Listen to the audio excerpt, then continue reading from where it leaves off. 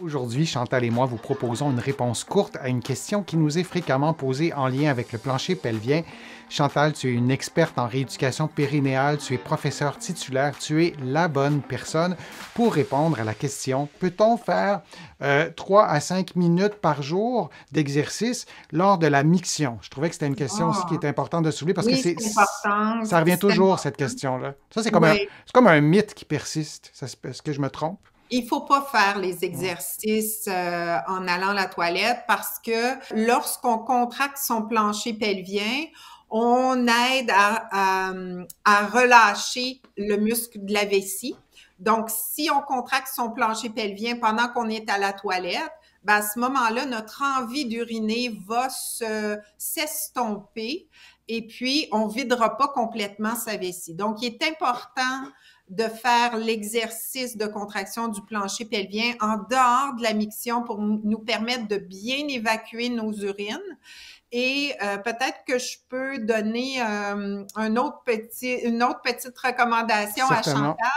c'est que en fait, moi, je l'encouragerais à faire plus que quelques minutes d'exercice. Parce que comme je vous ai dit tout à l'heure, le plancher pelvien, on veut non seulement augmenter sa force, mais on veut augmenter son endurance, son tonus. Et c'est certain que si on fait que quelques exercices, ben, on ne pourra pas avoir cet effet-là d'entraînement sur l'endurance, entre autres. Donc, c'est important de faire un bon entraînement complet pour avoir un effet plus global.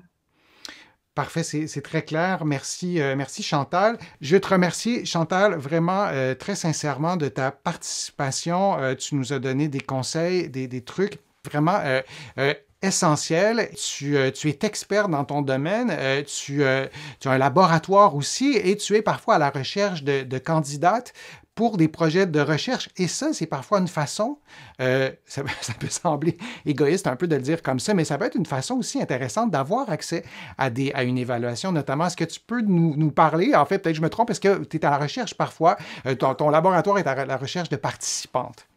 Oui, tout à fait. Alors, on a plusieurs projets de recherche actuellement qui sont en cours, entre autres des projets de recherche sur l'incontinence urinaire d'effort, l'incontinence urinaire d'urgence chez la femme. Ça, à ce moment-là, on cherche des femmes de la région de Montréal qui pourraient venir au laboratoire. Nous, on est en avant, là, juste en face de l'Oratoire Saint-Joseph, si ça vous situe.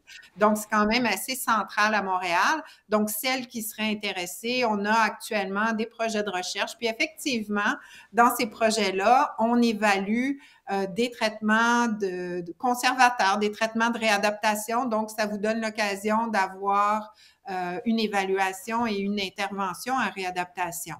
On est en train de monter des projets de Hmm. télé-réadaptation et des projets également d'une application mobile qui est tout prête et qui va être testée prochainement. Donc, si on a des gens qui viennent un peu de l'extérieur, mais qui sont intéressés peut-être à en savoir plus sur la télé-réadaptation, donc vous pouvez être même très loin de chez nous, puis vous pouvez le faire, ou l'application mobile aussi, ça peut se faire de l'extérieur. Ben, écrivez-nous. Je pense que Denis, tu vas mettre les coordonnées du laboratoire, puis les gens pourront.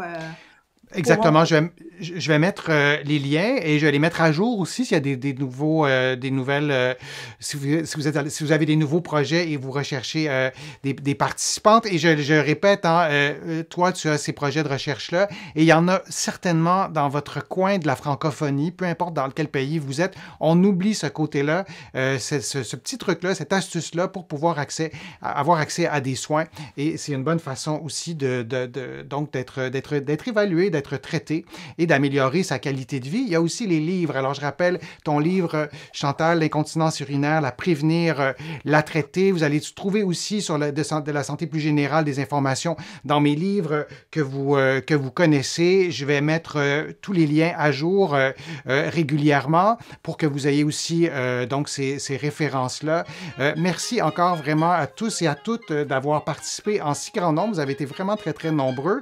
Chantal, toi, tu ne vois pas les commentaires commentaires avec la petite technologie qu'on a, mais il y a vraiment beaucoup, beaucoup de gens qui te remercient de ta participation, tes conseils, ton expertise a été fort utile, fort appréciée. Merci beaucoup, Chantal, et merci à tous et à toutes, et on se revoit pour un prochain direct, pour une prochaine vidéo. À bientôt.